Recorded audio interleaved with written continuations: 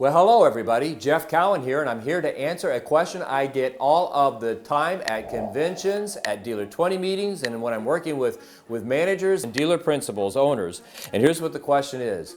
Jeff, what are the biggest mistakes automotive service advisors make at the initial write-up? What are the biggest mistakes that you see that automotive service advisors make at the initial write-up? I've got 4 of them that jump off the page, and here's what they are. They don't prepare. Most service advisors come in the morning, and when the garage door goes up, they have no idea what's going to come across that service drive because they haven't prepared. They're not ready. What do I mean? How do you prepare? Well, the easiest way to do it is through pre-printed repair orders. I'm a big advocate of pre-printed repair orders, and I don't want them printed that morning. I want them printed the day before. Why? So before I leave the dealership or my service department at the end of the day, before I leave, I'm going to take a look at those and prepare for tomorrow. Who's coming in? What type of personality do they have? Have I worked with them before? Are they an easier personality or a tougher personality? What vehicle are they bringing in? What are they bringing it in for? Is there anything else they may need based on mileage or time of the vehicle? I mentally prepare so the next day when I do come in and that garage door does come up, again, I repeat myself, I'm prepared for what's about to happen. It makes all of the difference in the world if you do that. The second big mistake I see that advisors make is they rush.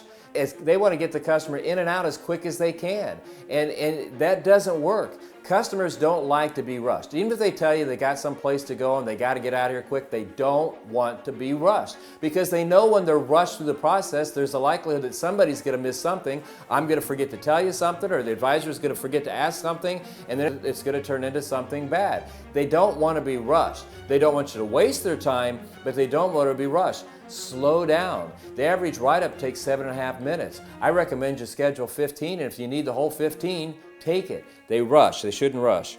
The third thing I see that they're not good at is they don't know how to build rapport. Most advisors think building rapport is simply about building a relationship with the customer, and that is part of why you want to build a rapport. But if you build rapport the right way, the way I teach it, and the way I've shown you in other videos, is you're right, it's there to build a relationship, but it's also there to do this. If you listen to your customers when you build a rapport, they will tell you what benefits they need to hear to move forward on anything that you recommend today. You'll uncover their pain points if you pay attention. You'll uncover their personality. Now, why is that important? Because as I've said in other videos, closing sales is based on the personality, the product, and the situation. So by building rapport, you uncover the personality. Man, this person's like this, so I'm going to use these closes because that's what typically works with that personality.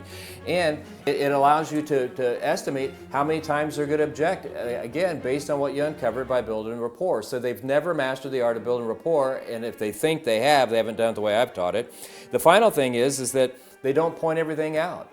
They prejudge their customers. Boy, if I point everything out, they came in for $100, $125. If I point everything out here on the service drive, that's got to add another $500 or $600, let alone what they find in the shop. And then when you put it in the shop, it's another $300, $400, $500, $600, and we freak out, so we don't point everything out. The customer doesn't get what they need, and so they're not impressed because I came to you to take care of my car, and you didn't.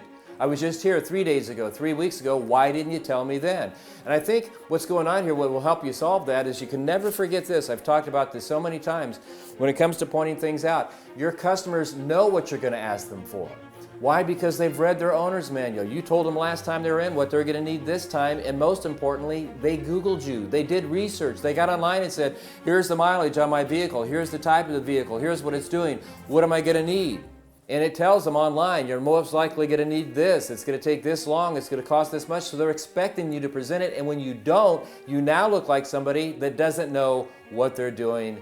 And that's a problem. That means they never want to come back. They don't trust you. So that's the biggest mistakes that I see people make. And if you want to solve those mistakes, we can help you do that.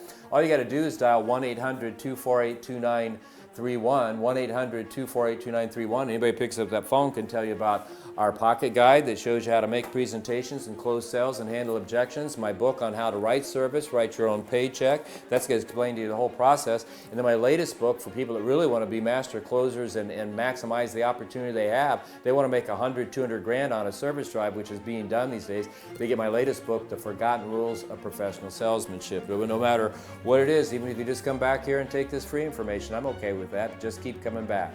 Hey, my name is Jeff Cowan, and until I see you next time, you have a great day, a great week, make it a great month, because that's exactly what I'm going to do. See you soon.